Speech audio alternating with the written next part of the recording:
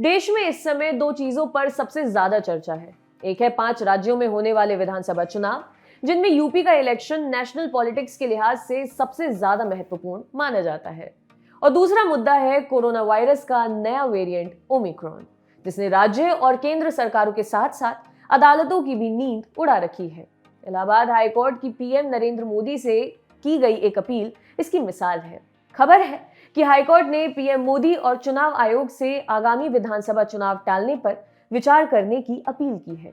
उत्तर प्रदेश विधानसभा चुनाव में अब ज्यादा समय नहीं है। ऐसे में सभी राजनीतिक दल राज्य के अलग अलग हिस्सों में चुनावी रैलियां और जनसभाएं कर रहे हैं। इन कार्यक्रमों में भारी संख्या में कार्यकर्ता और अन्य लोग शामिल हो रहे हैं।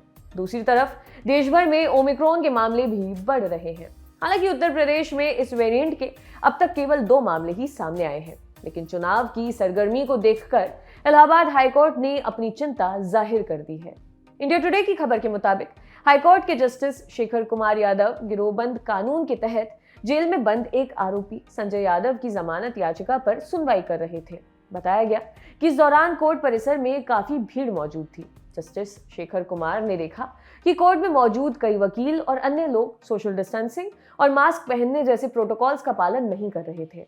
ऐसे में आरोपी की जमानत मंजूर करते हुए न्यायाधीश ने पीएम मोदी और चुनाव आयुक्त से अनुरोध किया कि फिलहाल के लिए चुनाव टाल दें।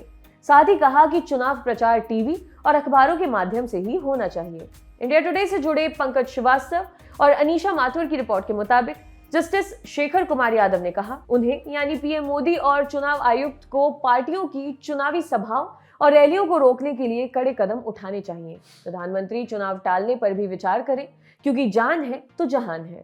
हाईकोर्ट ने यह भी कहा कि अदालत देश में कोरोना वैक्सीनेशन के लिए मुफ्त अभियान चलाने को लेकर प्रधानमंत्री के प्रयासों की प्रशंसा करती है। अब अदालत उनसे प्रार्थना करती है कि विदेश में महामारी की स्थिति को ध्यान में रखते हुए सख्त कदम उठाएं। हाईकोर्ट ने यह भी कहा कि अदालत देश में कोरोना वैक्सीनेशन के लिए मुफ्त अभियान चलाने को लेकर प्रधानमंत्री के प्रयासों की प्रशंसा करती है। अब अदालत उनसे प्रार्थना करती है कि विदेश में महामारी की स्थिति को ध्यान में रखते हुए सख्त कदम उठाएं। कोर्ट ने कोरोना के नए मामलों पर सबका ध्यान खींचा। उसने अखबारों के हवाले से कहा, बीते 24 घंटों में कोरोना के 6000 नए मामले मिले हैं। 318 लोगों की मौतें भी हुई हैं। ये हर दिन बढ़ता जा रहा है। इस महामारी को देखते हुए चीन, नीदरलैंड, आयरलैंड, जर्मनी, स्कॉटलैंड जैसे देशों ने पूर्ण या आंशिक लॉकडाउन लगा दिया है। ऐसी स्थिति से निपटने के लिए नियम बनाए जाने चाहिए। देश के अलग अलग हिस्सों में ओमिक्रॉन के कुल मामलों की संख्या 300 के पार जा चुकी है। मध्य प्रदेश सरकार ने तो इस वेरिएंट का कोई मामला दर्ज नहीं होने के बावजूद एहतियातन नाइट कर्फ्यू की घोषणा कर दी है।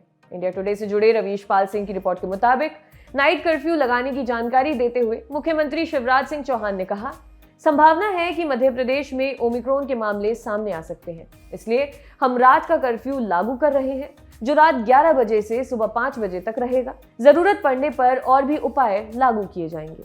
दूसरी तरफ केंद्र सरकार की तरफ से प्रधानमंत्री नरेंद्र मोदी ने एक उच्च स्तरीय समीक्षा बैठक बुलाई है। आपके लिए खबर लिखी थी हमारे साथी साजिद ने। देखते रहिए डी लल्लन टॉप। शुक्रिया।